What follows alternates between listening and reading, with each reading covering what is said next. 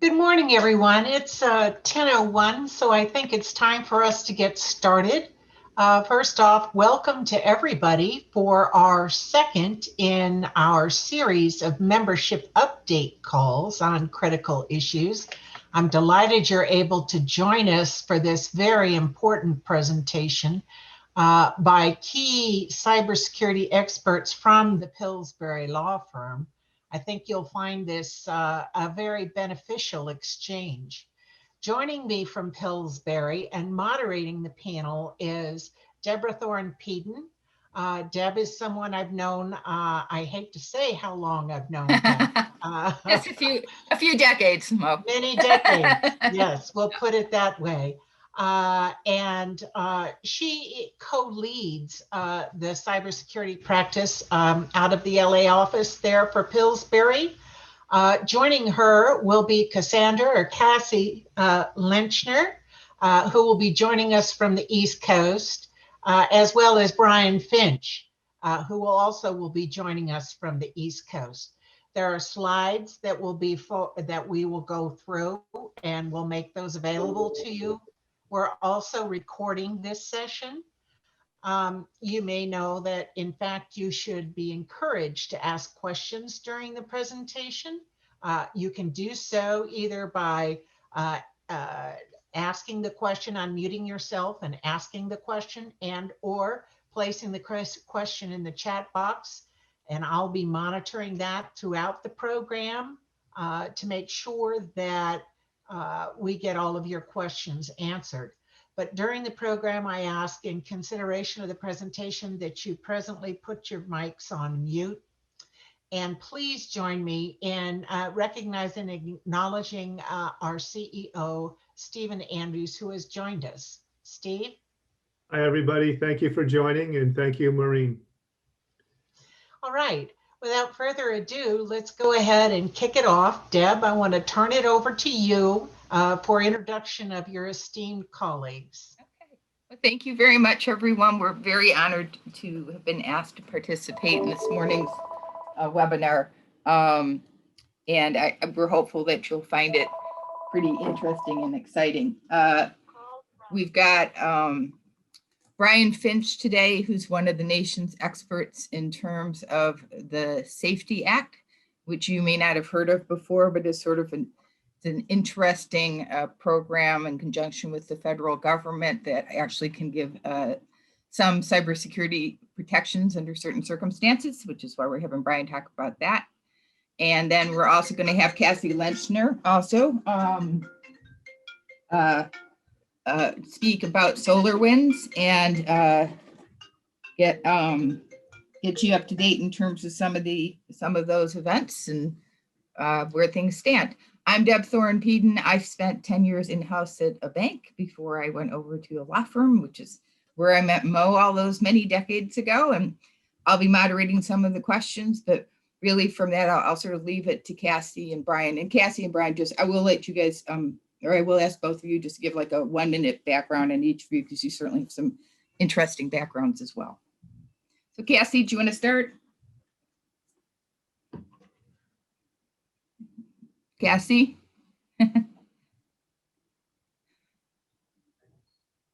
Well, I guess while we're waiting for Cassie to start, Brian, do you want to give a minute of background on yourself? Absolutely. Thanks, Deb. So good morning, everyone. It's a pleasure to speak to you. It's nice to see some sunny California weather behind some of you. So I hope you're all enjoying that. So I'm a partner in the Washington, D.C. office of Pillsbury Winthrop, although actually now I live in Charleston, South Carolina. Don't tell our board that I moved, but I'm down here in Charleston at the current time. And as Deb mentioned, we co-lead the cybersecurity and privacy practice. Deb focuses more on the privacy side, and I focus more on the cyber side, as you'll see from some of my slides today. And I've been practicing in this area for about 15 years. I've represented a wide variety of entities ranging from McAfee to FireEye, large banks, critical infrastructure owners like natural gas and electric utilities, other cybersecurity vendors, and a number of entities that have suffered data breaches, and even working on a few right now, the business email compromise events, which I'm sure some of you have faced or have heard about in the course of your work, as well as just in general life. So we spend day in, day out counseling folks on cyber regulations, privacy regulations, data breach issues, congressional, state regulatory issues, and just generally following the trends of what's going on in cybersecurity and trying to learn the latest and what's happening and what we can do to protect ourselves and be as safe, but not perfectly safe, because safe and secure is a myth. And we'll talk a little bit about that. So I'll now turn it over to Cassie. Thank you so much, Brian, and thank you, Maureen, and thank you for Steve for having us today. We're happy to have the opportunity. I have joined Pillsbury about 18 months ago, most recently from the New York State Department of Financial Services, where I was Deputy Superintendent and Head of Compliance, and that's setting regulatory standards and compliance standards for banks and insurance companies across the state of New York. I also coordinated with the CSBS for the state regulators nationally, and as well as federal regulators. I've spent my career in the financial services compliance space, was in-house at 2 significant financial institutions before joining the New York State regulator. And while I was at the state, I had the privilege of holding the pen on New York State cybersecurity regulation and advancing, which has been used as a model both on federal and state level for cybersecurity regulation in the financial services sector. This is an area that is definitely evolving rapidly and is getting a lot of attention. And so we're delighted to speak to you about it today with respect to some of the recent events that have happened and how boards and senior managers should look at cybersecurity in financial institutions generally. Brian, did you want to talk a little about SolarWinds? Yeah, great. I'll start with that. And so if we want to put up the slides for everyone to review, we can advance to the third slide. And so there we go. Great. If we just click ahead to slide 3, we can start with our presentation. There we go. Lovely pictures, except mine. Perfect.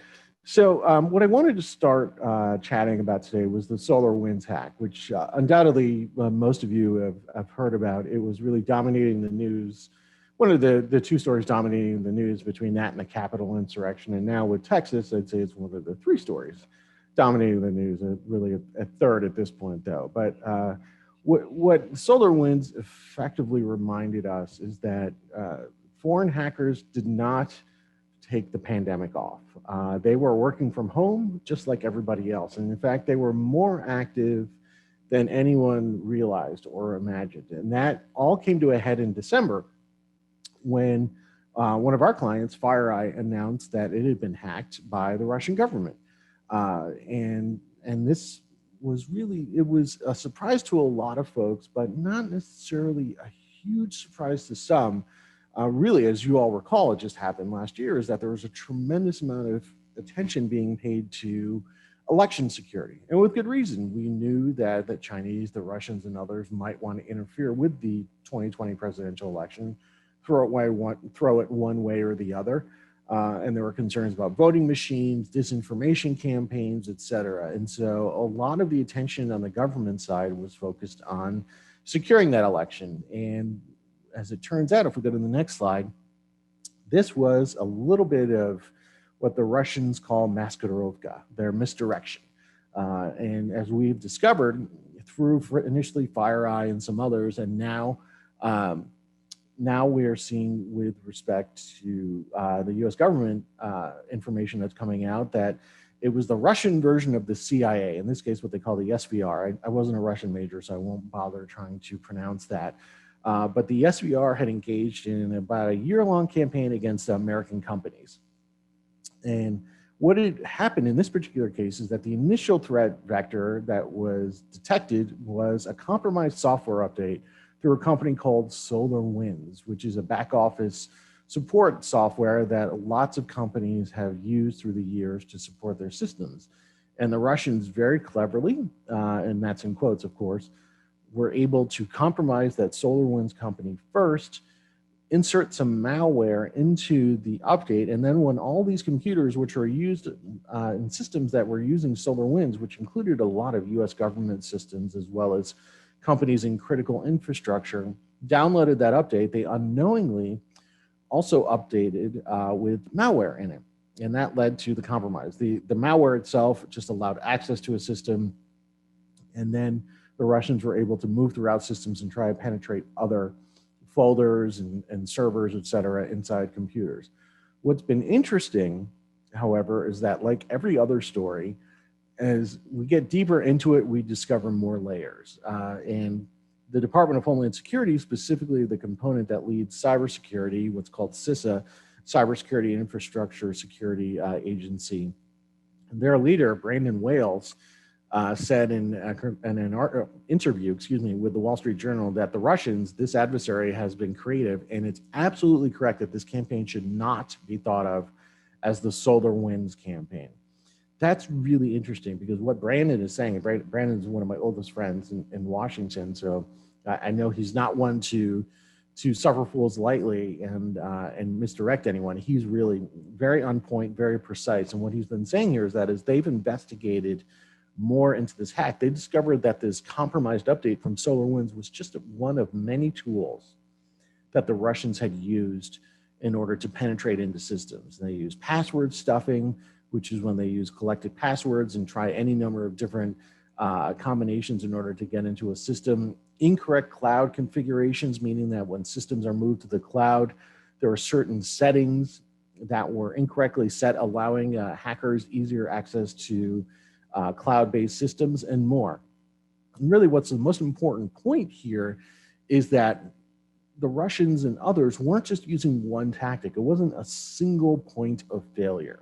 It instead was a number of different tactics. And what does that mean for this audience? It's that don't focus too much on one particular vulnerability. There's any number of vulnerabilities that your CIOs, your CISOs, and others need to worry about. And so when you're asking questions, for instance, about cybersecurity, you want to say, well, are we doing enough to protect against, for instance, the SolarWinds hack and all the permutations of it? And so it's a holistic layered system. I think that's a really important point. And specifically coming out of the SolarWinds attack, and if you move ahead to the next slide, I'll talk about how one of the most critical things that we've seen come out of this, which is an old story but needs to be repeated. Review your third-party service providers. If you think back to what happened, for instance, in the Target data breach, that was a breach where a heating and ventilation contractor had linked into Target systems, and the hackers were able to use that HVAC contractor's computer traffic to be the penetration point into Target's point of sale systems. So it wasn't Target itself per se that was attacked, it was a third party. Same thing here in many cases, whether it's cloud, whether it's SolarWinds, whether it's allowing passwords to be unprotected, a lot of this fell on third-party service providers. I like to say hackers are like water. They follow the path of least resistance, and wherever there's a little crack, they'll get into your foundation. It's the exact same thing that happened here. And in this case, the crack was the third-party service providers. And so what we're seeing companies doing, especially the large entities in the quote-unquote critical infrastructure arena, is that they're revisiting agreements to review their security controls and obligations. They're also revisiting those contracts to develop new obligations and expectations related to security measures. And they're also exploring now increased use of internal cybersecurity measures, meaning tools to monitor lateral movement, behavioral analysis, and more. What does that mean? So it's kind of, if you envision building security, you will have someone at the front desk, you will have security guards checking ID, et cetera. A lot of cybersecurity systems are based on the presumption that, well, if we have bars on the windows and we have a controlled access point, a door, loading dock, et cetera, and we check credentials there, once that person's checked, we know they're good and they can go into the building and walk around as they see fit. That's not the case. That's not what you want, obviously. There's both internal issues as well as the fact that credentials can be stolen. Credentials can be faked. And so you don't want to just let people roam undetected, unobserved, unsupervised inside your systems. That's what lateral movement and behavioral analysis, that's where that comes in. It's saying we want to look for unusual traffic, people in areas where they shouldn't be, or it's unusual for them to be in that area. Are we seeing people walk out with unusual amounts of information? Why are they doing that? That is an important component that has gotten some attention through the years, but not nearly enough. And now with what happened with SolarWinds, once again, the security evangelists are passing around the word that you need to do more of this internal cybersecurity in addition to external, don't breach the walls. And then there's also expectations management. And this is a point I make generally, and I would make it to this point, to this crowd as well. The C-suite needs to be prepared for successful penetration at some point. And I really can't emphasize this point enough. As you're supervising security as a board member, or if you're in the C-suite, wherever you are, you have to understand that at some point, something bad is going to happen. And so your cybersecurity plan can't just be how high is the fence, how sharp is the razor wire, how carefully do we check credentials. That's a part of it. You need to expect that somebody will get through at a certain point, and there will be a penetration. There will be some sort of data loss, excuse me, some sort of data loss or interruption of systems. And when that happens, you need to have a good plan to mitigate it or eliminate it. That is as critical a component as anything. And once again, that's a lesson we've learned with respect to SolarWinds.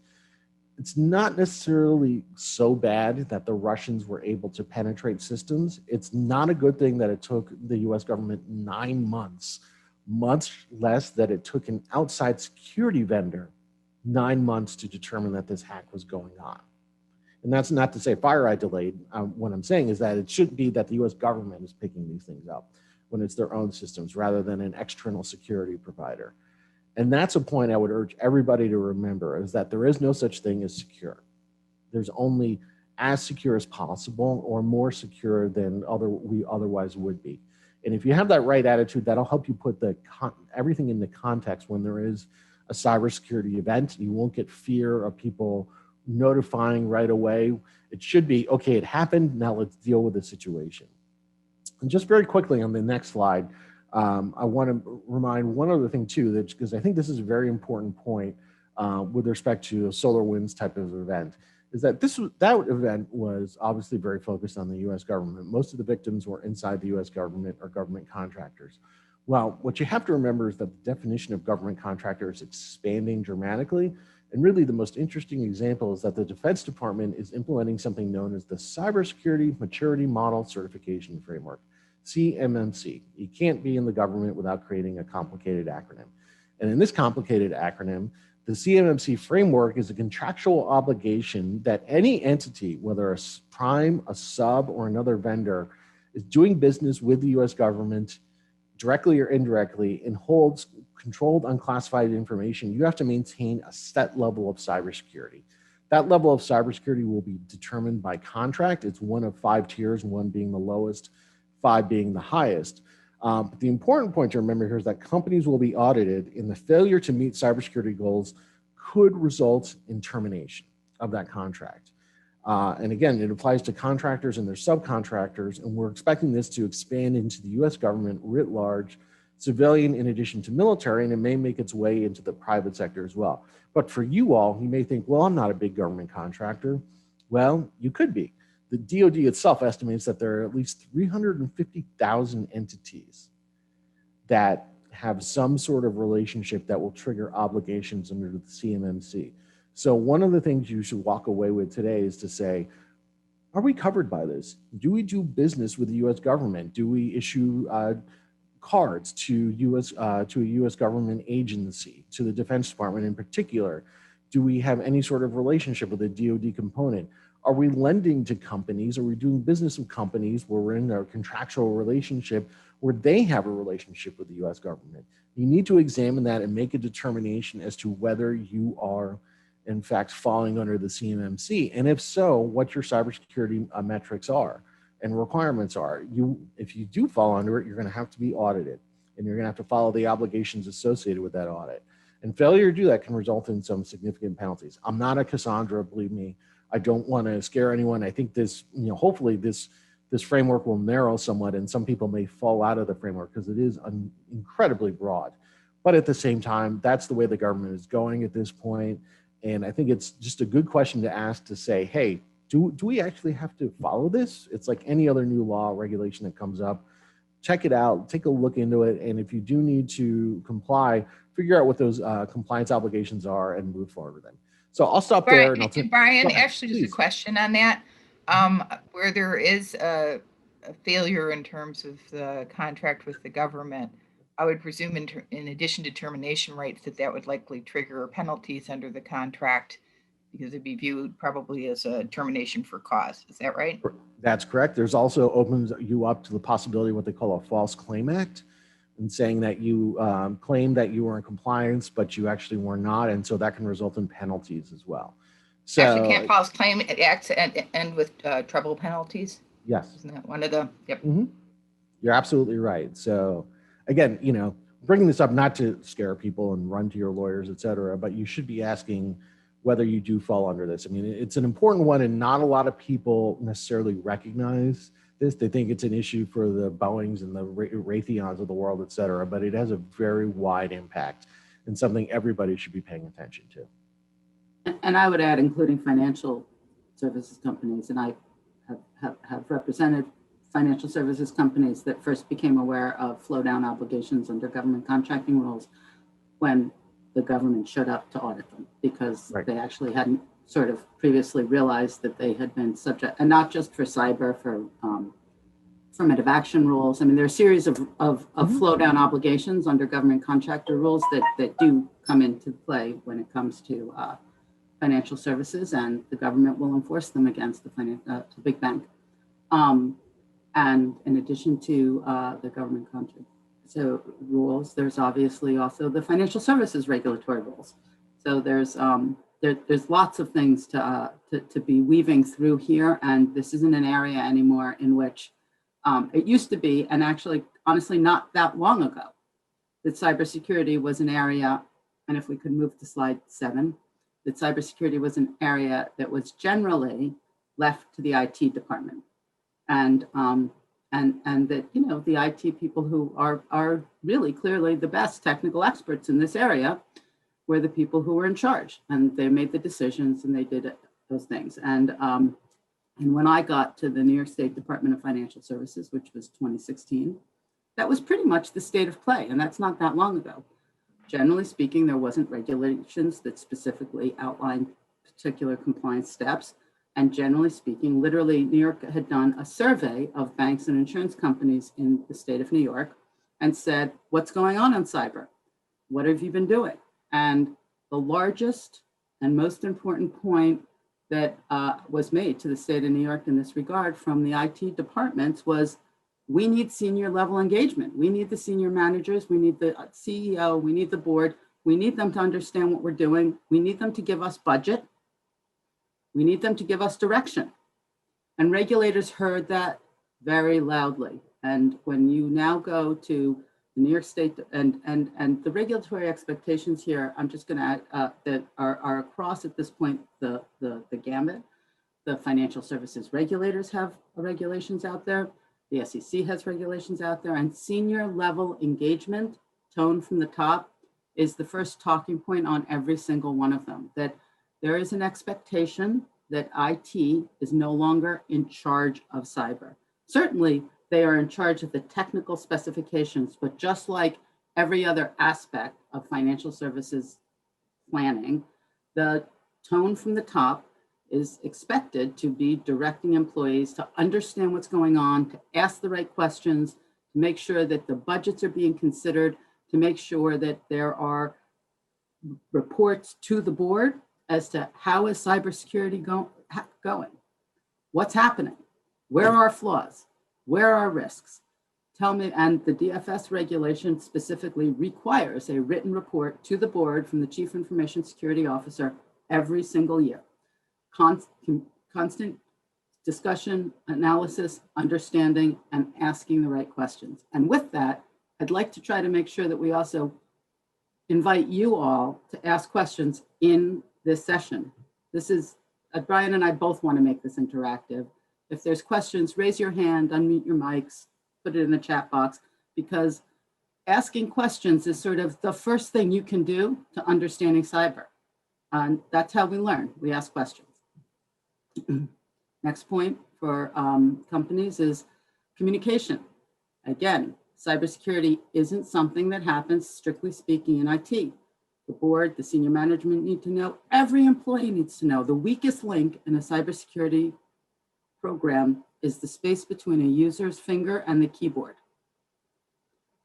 Every single employee in the organization who touches a computer needs to be trained on how to do it, how to do it safely and securely. Safety and soundness, that's what we're going for. Safety and soundness is what you're looking for as a bank in everything, and cyber isn't different. Safety and soundness requires planning, requires technology, and it requires understanding and training and making sure people are aware of what's going on. As Brian said, with all of these, it's not a question, strictly speaking, of preventing breaches, because they're going to happen. Every organization is going to be breached at some point in some way. Might be a small breach, hopefully, might be, and maybe no important data gets lost, depending on the implementation and resiliency plans. If everything lost is encrypted so that nobody can read it, well, then it's actually not a breach that's going to require notice or cause damage to you. There are ways to, there are lots of different cybersecurity technical ways to protect the perimeter, protect people from getting in, but there's also a lot of ways technologically to stop them when they're in from getting the most important information or getting important information. There's ways of protecting PII. There's ways of segregating it. There's ways of having heightened access controls. And then there's ways of making sure when the incident happens, you're ready and you're planning. If this pandemic did one thing, I think, for everybody, it's to understand the importance of incident response planning, and that organization, and nobody's plans were perfect. And I don't know if anybody really actually had pandemic nailed completely, but that people had business recovery plans. People had ways to address these things, and was really important to getting people up and running again. And yeah, there was a lot of some difficulty, and people had, and I'm sure that all of your organizations had some challenges, but that you had some plans, that there were some sort of ways of going about it, that people had spent time in advance thinking, what do we do when systems go down? What do we do when things are unavailable? What do we do when data is lost? Is important, and really needs to be something that people spend some time on in advance of there being an actual event. Training and awareness I've talked about, really can't say enough about it. It's so important for you all to be trained, for everybody below you to be trained. There's different forms of training. There's training for high-level people who need to just generally understand. And then, of course, the actual technical staff, the IT staff, they need significant training on new and incoming threats, on new software solutions that are available. How do we use the cloud? Brian mentioned cloud configuration errors. One of the largest breach events that have happened in the last events and that have happened in the last year are misconfigurations, where people are using either a vendor or a solution, and they're connecting their computer to another computer, and the protocols to make sure that that's done safely and soundly are not met. And those are things that are very technical. There's a lot of and I can't do it. I'm not suggesting that you hire me to do it. This is technical stuff, but there's a very, when you're doing any of the big cloud providers, whether it's Amazon, Microsoft, or things, there are very specific parameters, and people need to understand what they're doing in order to get it right. I think, Brian, if we've done three misconfiguration breaches in the last 6 months or whatever. Yeah, I've actually got a fourth I'm working on right now. It's funny, just had a call with the Secret Service about it this morning, involving misdirection of federal funds as a result of cloud misconfiguration. And the agent in charge told me that they see this all the time, and the hackers are ready. And as soon as funds were made available, they rushed right from other scams to using cloud misconfigurations to focus on where the money was coming from. So it's a popular tactic. I think cloud misconfiguration and ransomware are the two biggest attacks this year in terms of type. I mean, there certainly are still other kinds, and both of those are really things that can get to the crown jewels of the organization if you don't have your set up correctly. And that means a lot of the technical requirements that I have listed there, that there has to be access controls and data loss prevention and things that we won't get into a lot of the technical specifications of this. But if you see on top of all of that, monitoring and testing, that you have these systems, that there are access rights and controls. Not everybody can access everything, and there have to be strong, and the most important information might have higher access rights, but also testing it. There are people out there who go out and test and say, what happens if somebody gets in? Can they get into this? Can they get into this? Can they get all the way across the organization to breach every single database? Or do we have it segmented in a way so that we can limit their access?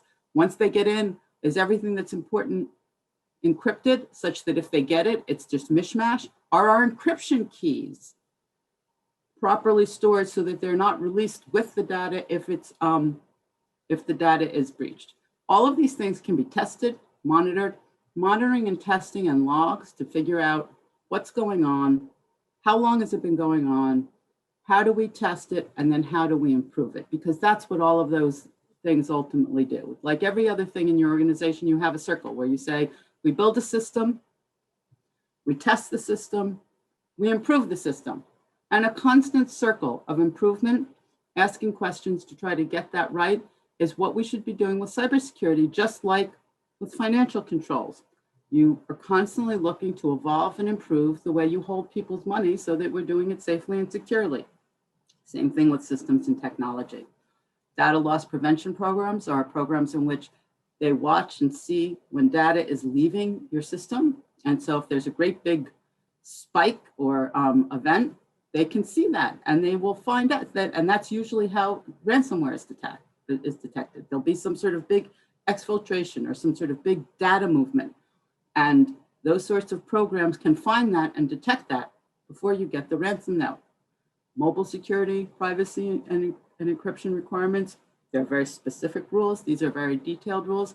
These are the sorts of things that you want to make sure that you're asking questions about, that you're understanding, is my organization doing this? Are they paying attention to access rights? Are they paying attention to DLP? Do we have logging across the organization of events that are happening? Do we test our vendors? Do we have a vendor management program that checks their cybersecurity? Is there heightened expectations triggered if the vendor is going to be having system access or PII? Those are the two usual triggers to have heightened cybersecurity rules for vendors. PII, personal information access, or system access. And then there's the overall process of document retention requirements. Document retention requirements means that you need, and this is something that's very difficult in the cyber age. Lots of people figured out over the years how to have an annual shredding of their documents or something to discard outdated files. People didn't do that with electronic files until fairly recently. Nobody got rid of anything electronically. That is a huge risk when it comes to a data breach. Brian and I were doing a data breach a month or so ago. The company had never discarded anything. We had photocopies of checks that the company had received 20 years ago.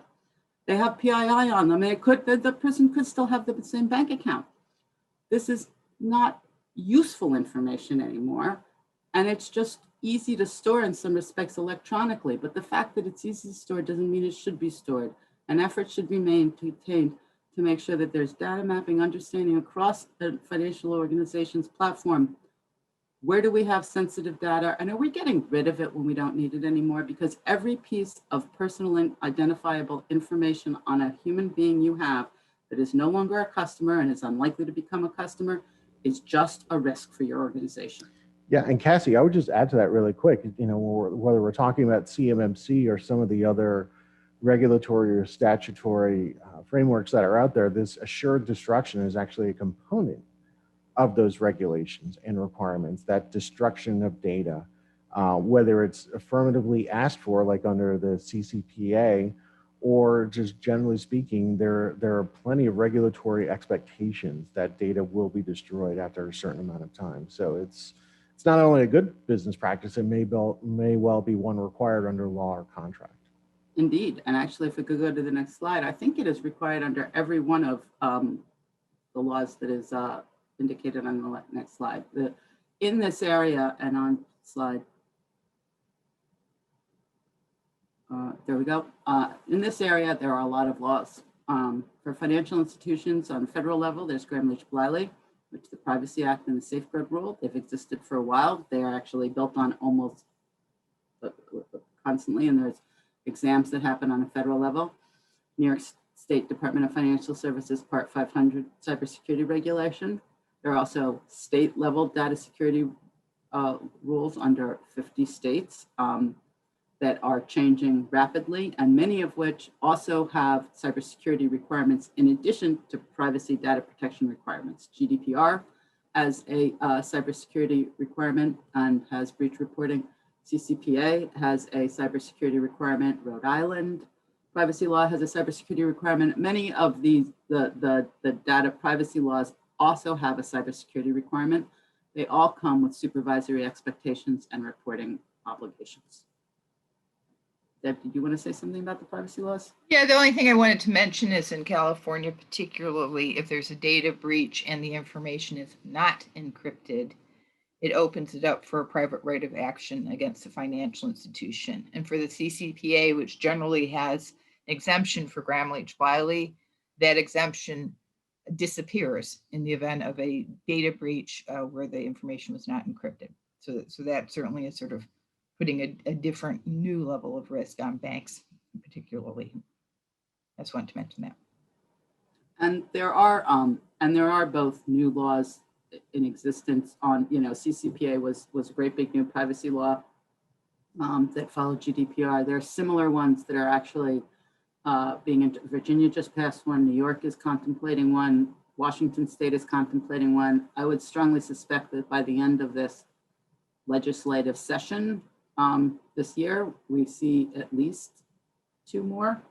I'm pretty sure New York is pretty likely to pass it. Virginia has, and Washington looks pretty close. So these are laws that are evolving, they're changing rapidly, and the penalties are increasing. When New York changed its cybersecurity law and adopted the SHIELD law, one of the things that it specifically did is increase the penalties available for a breach. So going to the next slide. COVID and work from home arrangements raise some additional cybersecurity awareness points. And with everybody leaving for a work from home environment, there were a lot of particular issues that the companies needed to address. And on this slide is the New York State Department of Financial Services. Very technical reminder.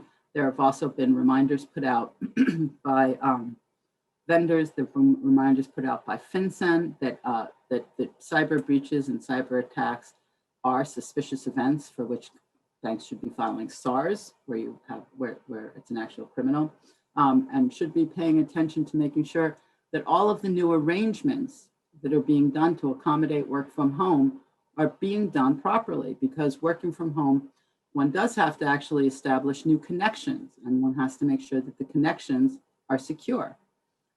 Lots of different organizations have started just changing their policy on whether everybody is required to use company issued devices, or if they can bring your own device, and if employees are allowed to access their work on their personal phone.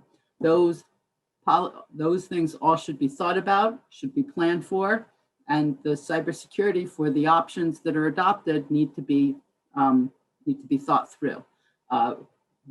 Remote working communications and conferencing video, some systems are more secure and some systems are less secure.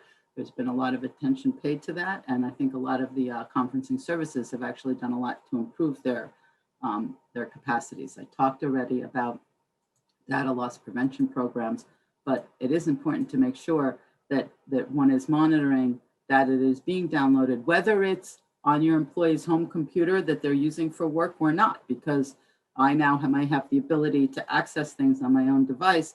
So you also have to similarly monitor whether I'm taking things off that device. Going to the next slide. increased emails and reminders with respect to phishing and fraud are important because there is more attacks and phishing and fraud. And we've talked about this a lot, but it's an issue with the vendors. Lots of companies and financial services had to bring in new vendors, whether it was new technology vendors to help with communication, whether it was new conferencing platforms. All of those need to go through a risk evaluation process to make sure that they're being done safely and soundly.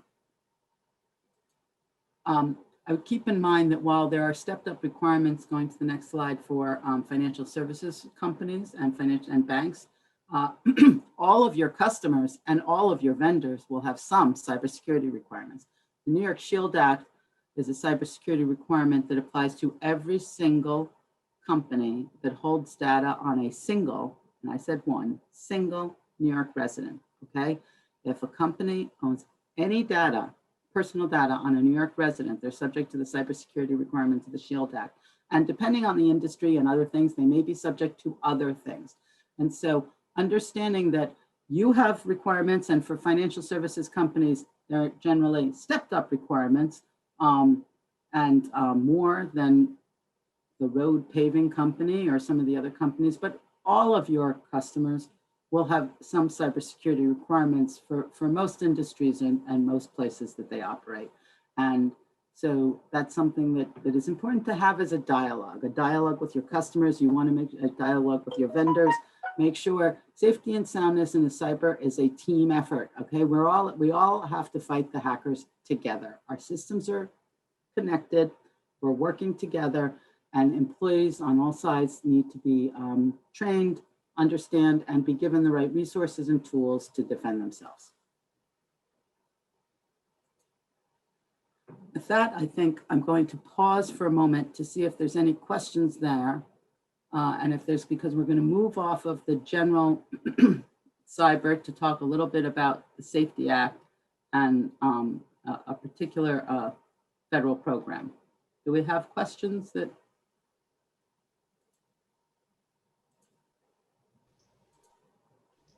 No questions in the chat box, Cassie.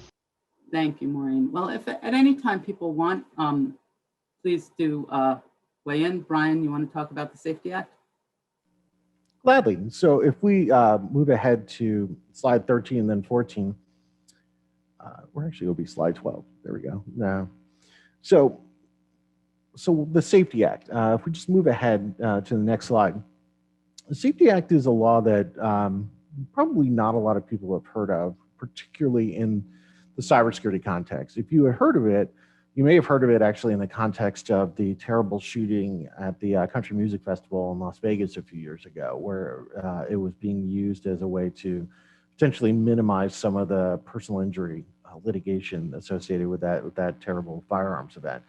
But what the Safety Act is, very briefly, is that it's a law that was created by Congress back in 2002 as part of the law that created the Department of Homeland Security, the Homeland Security Act. And what it stands for is support anti-terrorism by fostering effective technologies. And the purpose behind the Safety Act was to encourage the development and use of security products that were designed in part or in whole to protect against acts of terrorism. And the purpose of the act is to limit or eliminate liability claims, tort liability claims, following a, quote, act of terrorism. Okay, so if you're a bank, you're thinking, well, geez, I don't make x-ray machines, I don't deploy security guards, I may have some internal staff, et cetera. It's more for financial crimes, et cetera, that we do know that, you know, banks, unfortunately, certainly can be as much of the focus of an attack as anything. Why am I going to look into this? Well, if you go to the next slide, the Safety Act applies in the cyber context as well. So cybersecurity technologies can obtain Safety Act protections. Anything that deters, defeats, responds to, or mitigates a cyber attack is potentially eligible for Safety Act protections. And the reason why I say potentially eligible is that it is prima facie eligible. We just got to prove that it actually works. And I'll go into that in a minute. But what that effectively covers is security policies, incident response policies, disaster recovery programs, employee training, testing, et cetera. All internal security programs and regulatory compliance programs are potentially eligible for Safety Act protections, in addition to any security services that you may buy from the aforementioned third-party security providers. So if you go out and you hire a CrowdStrike or a FireEye or a K2 or someone else to provide security services, cybersecurity services to your financial institution, you're potentially eligible for Safety Act protections. What does that mean when you say Safety Act protections? Well, if we go to the next slide, here's what the Safety Act can do. It will eliminate or minimize tort liability stemming from that, quote, act of terrorism. And in addition, all the lawsuits related to that, quote, act of terrorism, which I'll discuss in a second, all those claims are removed to federal court. There is a cap on liability. There's a bar on punitive damages, bar on prejudgment interest, and an immediate dismissal of suits against any customers or other vendors you utilized to help provide your cybersecurity services or benefited from your cybersecurity services. So already you're seeing a dramatic narrowing of liability associated with your cybersecurity technologies and providers. It also, importantly, provides strong evidence supporting an argument that the board asserted its fiduciary obligations properly, fiduciary duties. So it's beneficial not just for the company, but it's also very beneficial for the board as well, because you said we went through this very rigorous security review process, and also the ancillary benefits just by even possessing Safety Act protections in circumstances where the liability protections wouldn't apply, let's say in a state regulatory investigation. Strong evidence of the use of reasonable security measures. Why is that? Because you've been approved by the Department of Homeland Security, saying that your security program looks effective and reasonable. If Department of Homeland Security, the nation's leader of cybersecurity, has come in and said, yeah, things look really good, that's a pretty strong argument to make in favor of saying, yeah, we did a good job. And, someone may claim, a plaintiff's lawyer may claim that we did a bad job, but that's their job to claim. It's their financial interest to claim that we did a bad job. The government says otherwise. And it also provides consistent evidence that there is consistent evidence, that the application process strengthens the overall security program. I can't tell you the number of companies we worked with that have come back to us and said, look, this was a rigorous review process, but we identified a number of inconsistencies, contrast, overlap, et cetera, and we were able to streamline and improve our security program. And as I mentioned earlier, there's also the flow down protections for customers as well. If you were to provide it to another entity, then they get the liability protection as well. Where this really applies is if you retain an entity that is Safety Act approved, like one of the security vendors I mentioned earlier, anybody who comes in and helps you provide security, does training, does incident response with you, et cetera, all of that will be protected under the Safety Act, meaning that you can't have tort liability protection or tort liability for just using that individual entity that has Safety Act protections. And I can go into more detail about that if anyone would like that. But if we go to the next slide, I want to talk about a very important point here, which is triggering Safety Act protections. Under the Safety Act, as I mentioned, what triggers the liability protections is that an act of terrorism has occurred. Now, under the Safety Act, this is the definition most people are familiar with if they've ever heard of the Safety Act at all. It's that the act of terrorism is unlawful, causes harm, including financial harm to person, property, or entities in the United States, and uses or attempts to use instruments, weapons, or other methods designed to cause injury, mass injury, destruction, et cetera. And the event can even occur overseas so long as it impacts U.S. persons, properties, or interests. Now, of course, that makes sense when we're talking about terrorism. If we're talking about, God forbid, a bomb or some kind of shooting or a weapon of mass destruction event, that type of thing, all of this makes sense. You have terrorists who are out there who want to do bad things. Again, though, how does this apply in the cyber context? Well, if we go to the next slide, under the definition of Safety Act, and in particular definition of act of terrorism, an act of terrorism covers cyber attacks with no known motivation. Okay, so as I mentioned before, any cybersecurity product, service, or policy is eligible for Safety Act protections. Cyber attacks obviously are covered. It's an instrumentality or other method designed to cause injury, destruction, loss, etc. But as I briefly mentioned and went over on the last slide, there is no requirement that the attacker's identity or motivation be identified or proven. Functionally, what am I saying? I'm saying we don't have to show that this was Al-Qaeda. We aren't showing that this was a domestic terrorist group. It was the Oath Keepers or some other group like that, Shinriko or other terrorist groups that are out there. There's no need to show who it was, much less that they were on a list of defined terrorist groups like the State Department maintains or other organizations maintain. That you don't have to demonstrate there was a religious motivation, political motivation, none of that. The only reference to intent was that the event was intended to cause some sort of loss.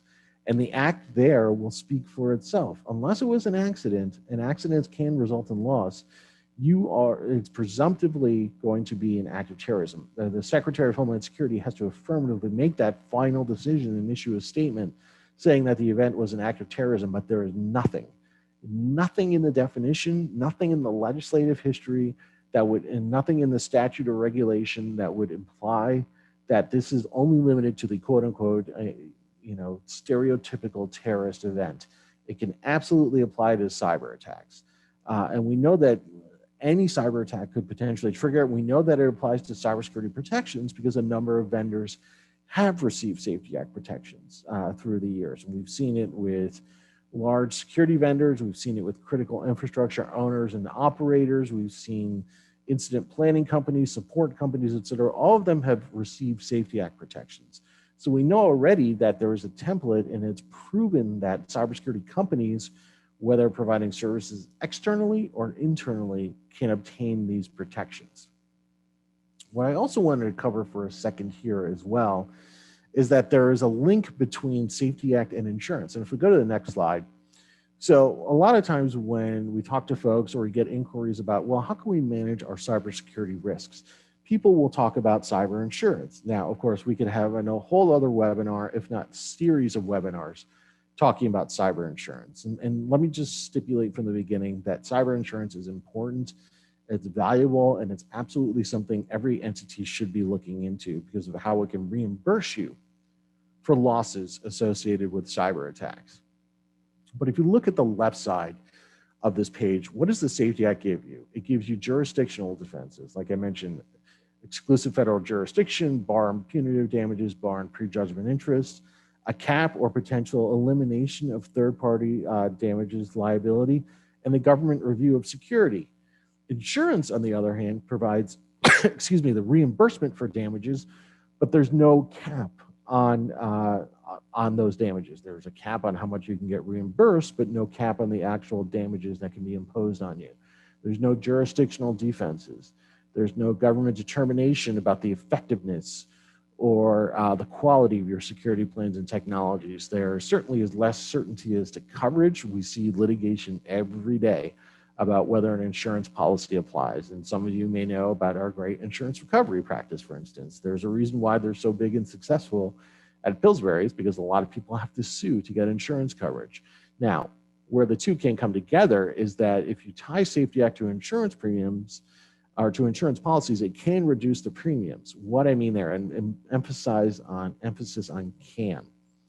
In this particular case, if you go to an insurance broker or an insurance carrier and say, hey, we obtained Safety Act protections, so the Bank of Acme obtained Safety Act protections for its cybersecurity program, and we think our cyber insurance premium should be less because we've proven that it's effective. It wasn't a third-party auditor that we paid or an insurance auditor came in and said, it looks okay, et cetera. This was actually the US government coming in and saying, looks really good, very good, in fact, so much so that we're going to give you a presumption of liability protections.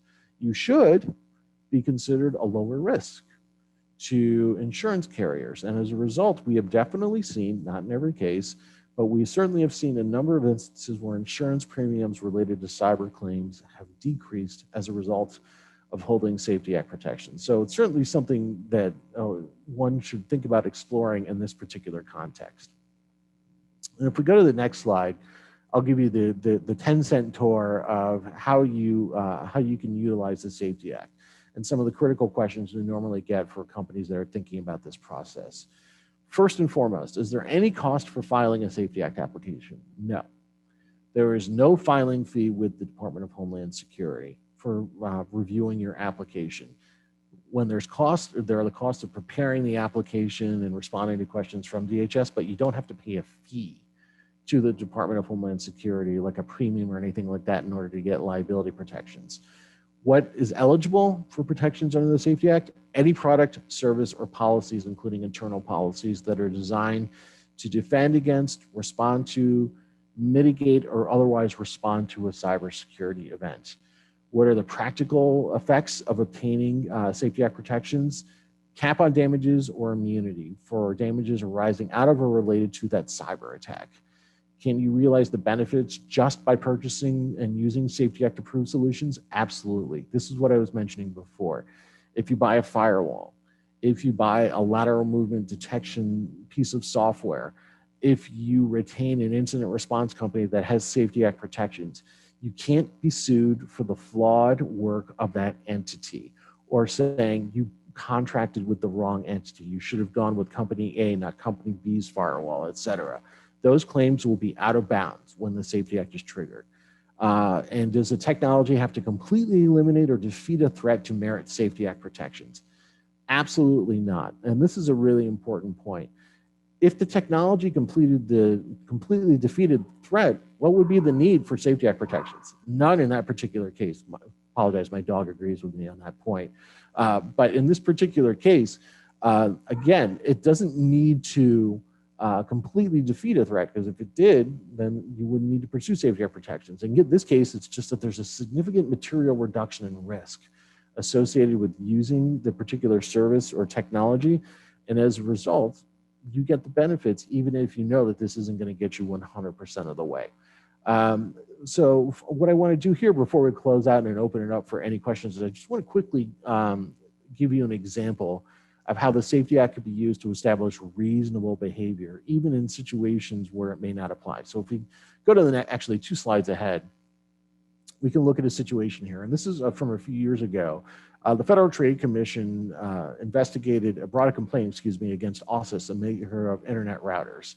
And in that particular case, OSIS marketed its router saying they protect computers from any unauthorized hacking, virus attacks, and protected local networks against hackers.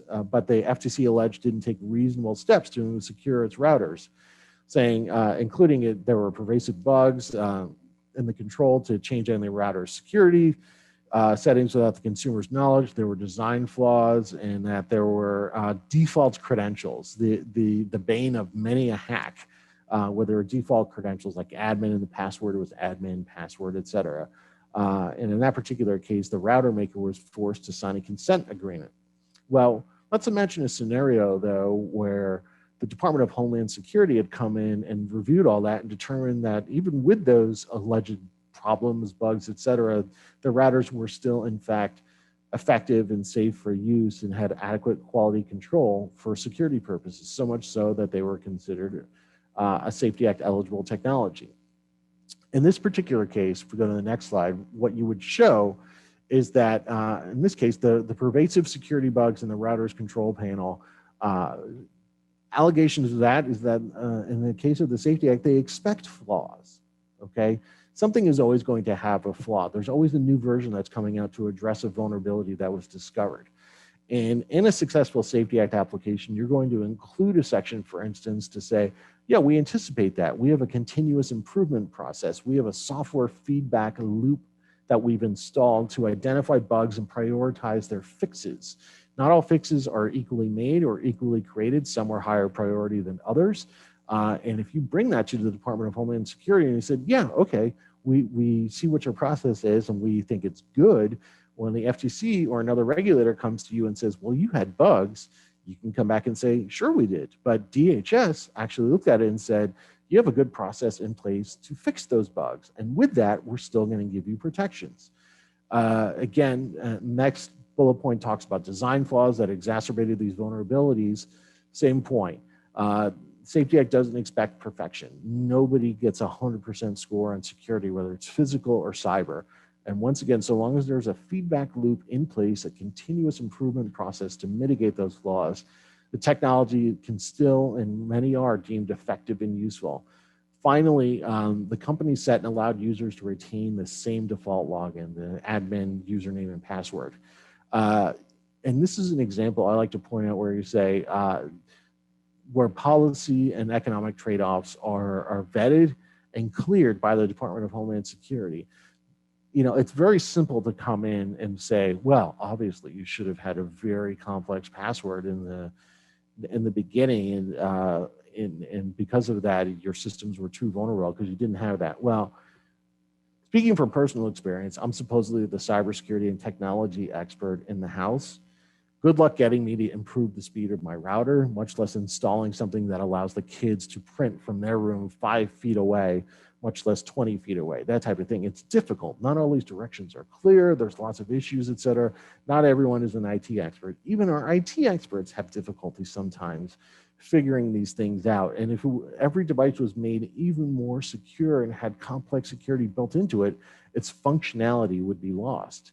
And what also is lost with that is the improvements that go with having a product or service that's been well designed and improves your security. So that's a trade-off. And DHS will often look at that and say, look, we don't want a system to be so complex that it's the most secure item in the world, but nobody's going to use it. We'll accept a little bit of those trade-offs to see materially improved security. And that's another example where if you were able to demonstrate that by holding a Safety Act award, you would be able to be in a much better position, whether it's civil litigation or regulatory litigation or regulatory proceedings, to actually say to whoever it is that's alleging you did something poorly and inadequately or in a reasonable fashion, you can come back and say, hey, Department of Homeland Security said everything looked good, so much so that they granted us this liability protection. How are you going to overcome that? Burden is back on the plaintiff or the complainant in that particular point. So I think that's very valuable. We're getting close to, we're actually a little bit over, but I'll stop there and see if there's any other questions for any of our panels here. And I was just going to mention, while we're waiting for questions for a minute, in terms of SolarWinds, it is at least our understanding that there's a likelihood the government will probably come out with more sanctions in connection with those hacks over time. That's still sort of being peeled back, but I think there will be I think it's likely there will be additional actions taken by the government in connection with some of that. And Maureen, I cut you off. I apologize. No problem. No problem. We did have a question from the audience with regard to what the panel has experienced relative to knowledge of data loss prevention programs that may be utilized by community banks. Do you have a sense of, is this something that more than 50% of your community bank clients are using, or an idea of how pervasive the use of those types of data loss prevention programs are by community banks? Well, I guess I'll take that at least from the standpoint of New York. I haven't done a survey, but I believe it's pretty common. I think that in the world of data loss prevention programs, there's sort of levels of them. There's the most that they do more and less and cost more and less. And so there's a lot of, but I think at least basic data loss prevention programs that flag if an employee or if a user account is sending large volumes of things off the system is very common. Thank you, Cassie. Are there other questions from the audience? Oh, I thought there was a question for Brian in terms of, I think, did I see something flash up about do you have to be a seller to come under the Safety Act? But maybe I misread that. So with respect to the seller question, you don't have to sell anything to another entity. If you deploy your own security services internally, you're eligible to apply for Safety Act protections. The simplest way I can explain this is that if you look at your average baseball or football team, they have Safety Act protections for the security program they employ at their stadiums for game day. That's a perfect example of internal security services where they're not really selling anything to anyone. I mean, theoretically, you could say they're selling to the fans who are in the stadium, but the truth is that it's really their own service and they're not selling it to third parties in that particular case. So short answer is no, you don't have to quote sell anything in order to apply for Safety Act protections. Brian, wouldn't you think a bank would be qualified as selling anyway, because they'd be selling products and services to their customers? Yeah, again, that's absolutely right. We haven't had to make that argument on behalf of financial institutions or other financial entities, but we're prepared to make it if we need to. But thus far, DHS is, by the way the statute and regulation are written, just deploying it internally alone has been enough for them to pursue protections. Including for financial institutions. Exactly. Do we have any other questions of the audience? And you can just unmute yourselves if you want to ask.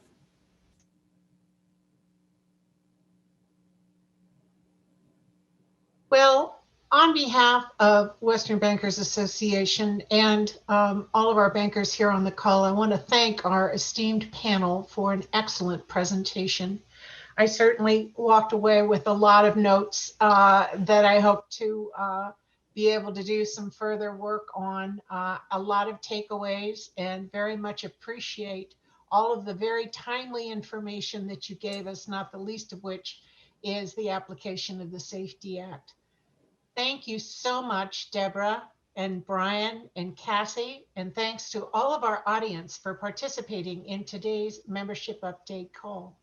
Maureen, again, we really appreciated being asked. And as always, if somebody's got follow-up questions, you can just pop them over to us, and we're happy to give additional answers on questions if anybody has some after the webinar.